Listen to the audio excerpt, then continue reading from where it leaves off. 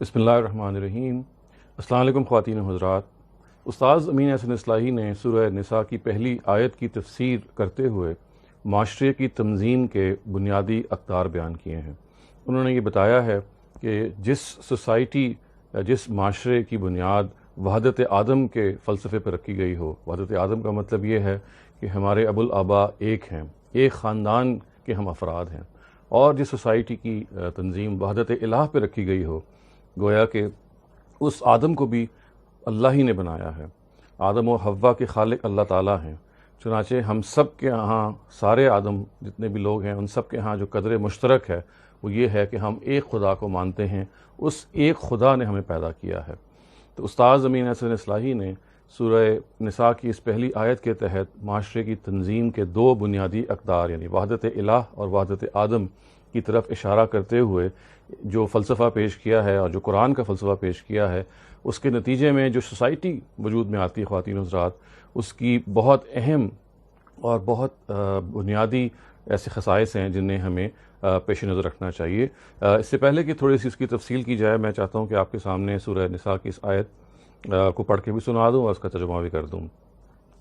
آیت یہ ہے کہ یا ایھا الناس اتقوا ربکم الذی خلقکم من نفس واحدہ وخلق منها زوجها وبث منهما رجالا كثيرا ونساء واتقوا الله الذي تساءلون به والارحام ان اللہ كان علیکم رقیبا۔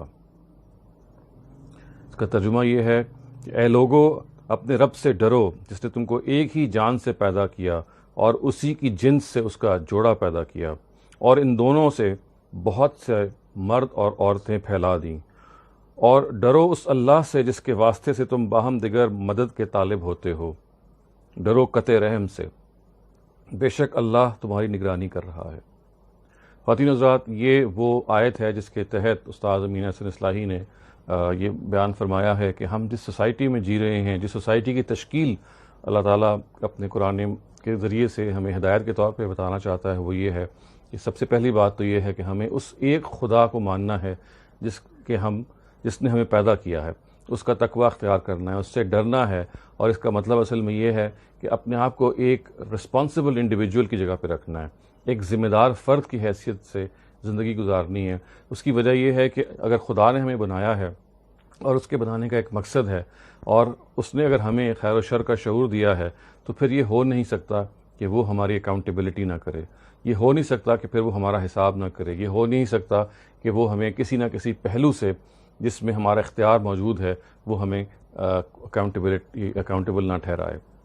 لہٰذا پہلی بات جس چیز کو ذہن میں رکھنی چاہیے وہ یہ ہے کہ خداوند تعالیٰ کی اس حیثیت کو ہم سب تسلیم کریں، اور یہ مانیں کہ ایک دن ہمیں اپنے خالق کو فیس کرنا ہے، اس کے روبرو کھڑے ہونا ہے اور اپنے اعمال کا جواب دینا ہے۔ اس خوف سے ہمیں اپنی زندگی گزارنی چاہیے کہ ہم ایسا نہ ہو کہ خدا کے آگے اپنے اعمال کو جسٹیفائی نہ کر سکیں۔ اور اس کے ساتھ ساتھ یہ بہت ضروری ہے یہ جان لیں کہ وہ خدا جس نے ہمیں بنایا ہے وہ ایک ہے۔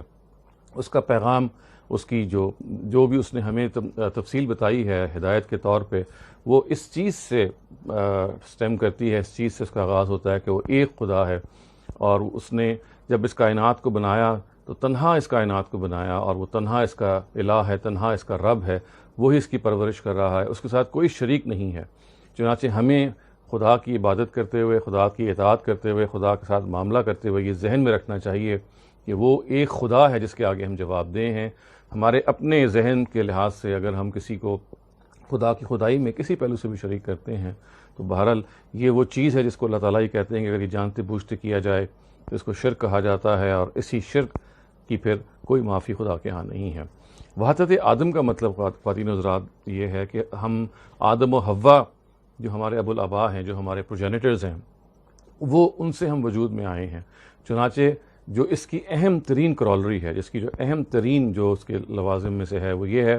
کہ تمام انسان برابر ہیں، اس لیے کہ تمام انسان ایک ہی مرد اور عورت سے وجود میں آئے ہیں، ان میں کوئی تفریق نہیں ہے۔ اور دیکھیے خواتین حضرات، جب ہم یہ کہتے ہیں اس میں کوئی تفریق نہیں ہے تو یہ تنہا منہ سے کہنے کی بات نہیں ہے، یہ اپنے عمل سے اس کو برتنے کی بات ہے، عمل سے اس کو اکنالج کرنے کی بات ہے۔ اور اگر آپ قریب ہی اپنی تاریخ پر نگاہ ڈال کے دیکھیے تو دیکھیے اس اصول کو کس طرح سے انسانوں نے پامال کیا، کس طرح سے اپنے آپ کو सुपीरियर समझा, अपने आप को बरतर समझा और दूसरे इंसानों को कमतर समझा। आप मिसाल में देख सकते हैं हिटलर, जो पिछली सदी में ज़्यादा टाइम नहीं गुजरा, उन्होंने एक नस्ल कुशी की। उन्होंने अपने आप जो आर्याई नस्ल को बरतर साबित करते हुए उन्होंने ये कहा तमाम सामी नस्लें जो हैं वो इस काबिल नहीं हैं कि उनको किसी तौर से भी ज़िंदा रखा जाए। तो उनकी बेखूनी के लिए उसने एक मुहिम चलाई और हमें मालूम है कि कितने लाख यहूदियों को उसने इस बुनियाद पर कत्ल कर दिया, महज ये समझते हुए कि उनकी कोई हैसियत नहीं है, वो बेहैसियत लोग हैं। एफ्रो अमेरिकन के साथ अमेरिका में आज से 2 सदियाँ पहले जो कुछ हुआ, यानी अफ्रीकी और नस्ल अमरीकी जो हैं, जो स्याफ़ाम थे, उनके साथ जिस तरह से गैर इंसानी सलूक किया गया, जिस तरह से उनको जानवरों की तरह ट्रीट किया गया, जिस तरीके से उनको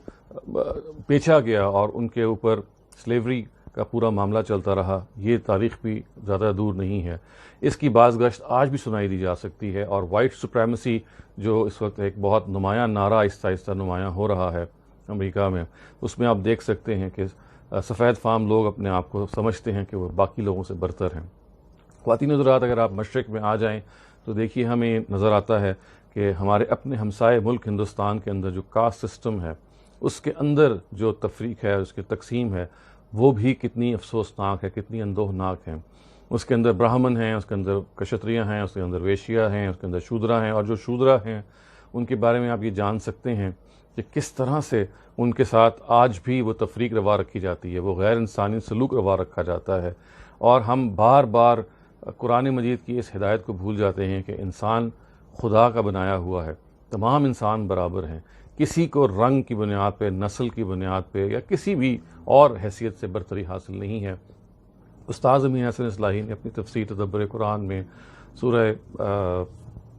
निसा की इस पहली आयत में इस बात को बहुत जज़्म से बयान किया कि हमें इंसानियत को बराबर समझना चाहिए, इंसानियत में तफरीक नहीं करना चाहिए। और अगर मैं अल्फाज कहूँ कि ह्यूमैनिटी फ़र्स्ट, कि सबसे पहले इंसानियत, तो शायद ये गलत नहीं होंगे। हमारा जो पहला रिश्ता दूसरे इंसानों से बनता है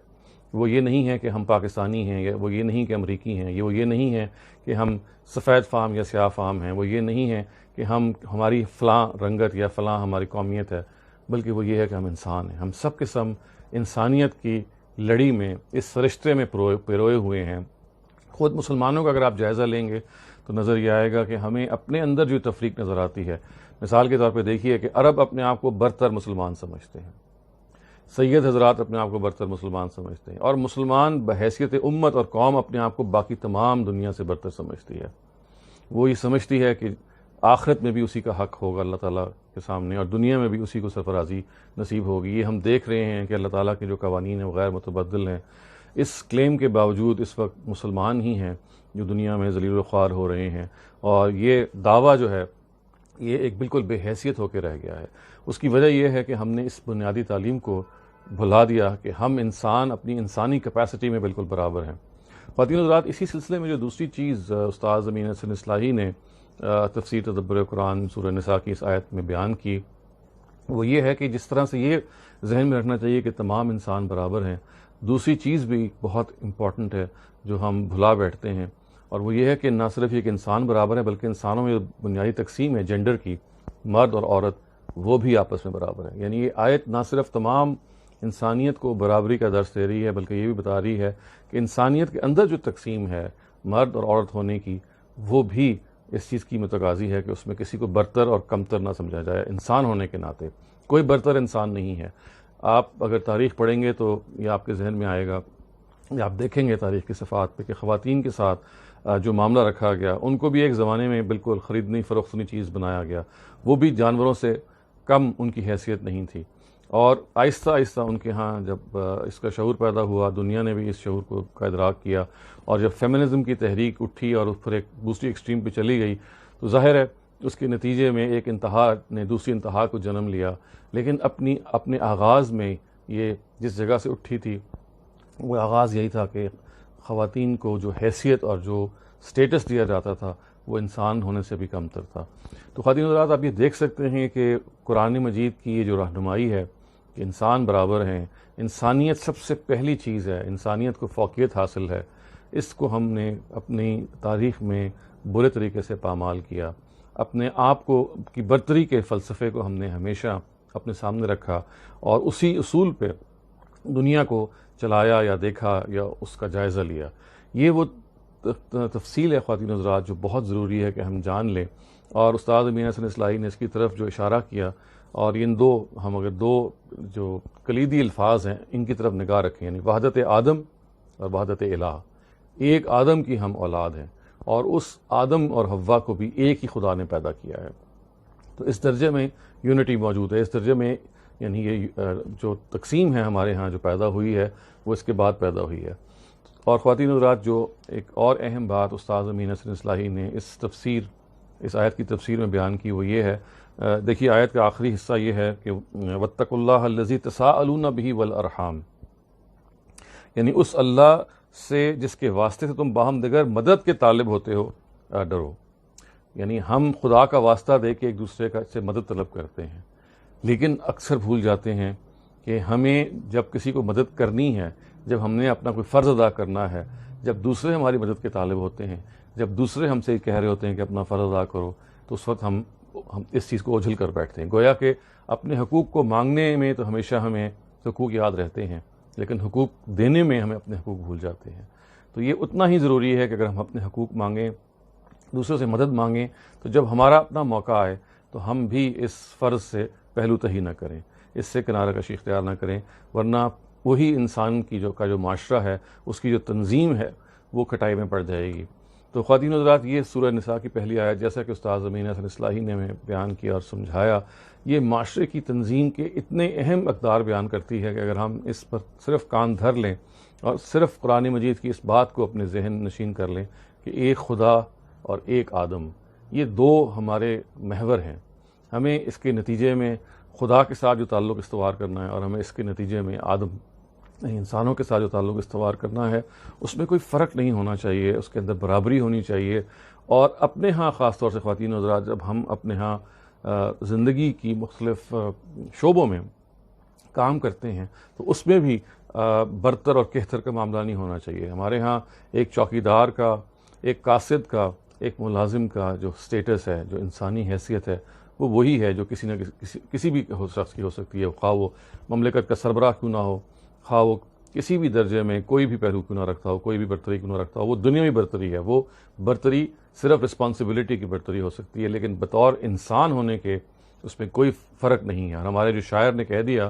کہ ایک ہی صف میں کھڑے ہو گئے محمود و ایاز، تو وہ کیا کہنا چاہ رہے تھے؟ وہ اصل میں یہی بات اجاگر کرنا چاہ رہے تھے کہ جب آپ ایک صف میں خدا نے ہمیں کھڑا کیا اپنے آگے نماز کی شکل میں، تو کوئی تفریق نہیں کی، تو جب ہم خدا کے آگے ہم برابر ہیں تو ہمیں آپس میں بھی ایک دوسرے کو برابر سمجھنا چاہیے، اپنے اندر یہ عاجزی پیدا کرنی چاہیے کہ میرے اندر جو کمی ہے، میرے اندر جو فلاز ہیں، میرے اندر جو شارٹ کمنگز ہیں، ان کو میں ہی جانتا ہوں، مجھے ان کو درست کرنا ہے۔ میرے ساتھ جو دوسرے لوگ ہیں جن کی ظاہری حیت کی وجہ سے میں، یا ظاہری نسل کی وجہ سے، یا کسی بھی پہلو کی وجہ سے میں ان کو اپنے سے کمتر سمجھ رہا ہوں، یہ ایک ایسی زیادتی ہے جس کا مجھے حق نہیں ہے، اور یہ اصل میں تکبر کے ضمن میں آتی ہے، ایروگنس کے ضمن میں آتی ہے کہ آپ کسی کو کمتر سمجھیں اور اپنے آپ کو برتر سمجھیں، اپنے آپ کو خدا کا حقیر بندہ سمجھیں۔ اس کی وجہ یہ ہے کہ ہم جانتے ہیں، جیسے کہا نا، من آنم کے من دانم، کہ ہم وہ ہیں کہ ہم ہی اپنے آپ کو پہچانتے ہیں کہ ہم اندر سے کون ہیں۔ آئیے اپنے اندر یہ شعور پیدا کریں کہ ہم نے اگر کوئی کسی بھی قسم کا عیب تلاش کرنا ہے تو وہ اوروں میں نہیں کرنا، وہ اپنے میں کرنا ہے۔ ہم نے اگر کسی کو جج کرنا ہے تو وہ اوروں کو نہیں کرنا، اپنے آپ کو کرنا ہے، کیونکہ یہی ہمارے مذہب کی تعلیم ہے، یہی ہمارے دین کی بھی تعلیم ہے، یہی قرآن کی تعلیم ہے، اور یہی ایک صالح معاشرہ اور اس کے نتیجے میں ایک صالح ملک کو وجود میں لانے کا باعث بنتا ہے۔ استاد امین حسن اصلاحی کی اس تفسیر کو آپ ضرور اٹھا کے دیکھیے، جیسا کہ میں نے عرض کیا، سورہ نساء کی پہلی آیت میں انہوں نے یہ اصولی کچھ باتیں بیان کی ہیں جن کی کچھ میں نے آپ کے سامنے تفصیل کی۔ اقول قولی ھذا واستغفر اللہ لی ولکم ولسائر المسلمین والمسلمات۔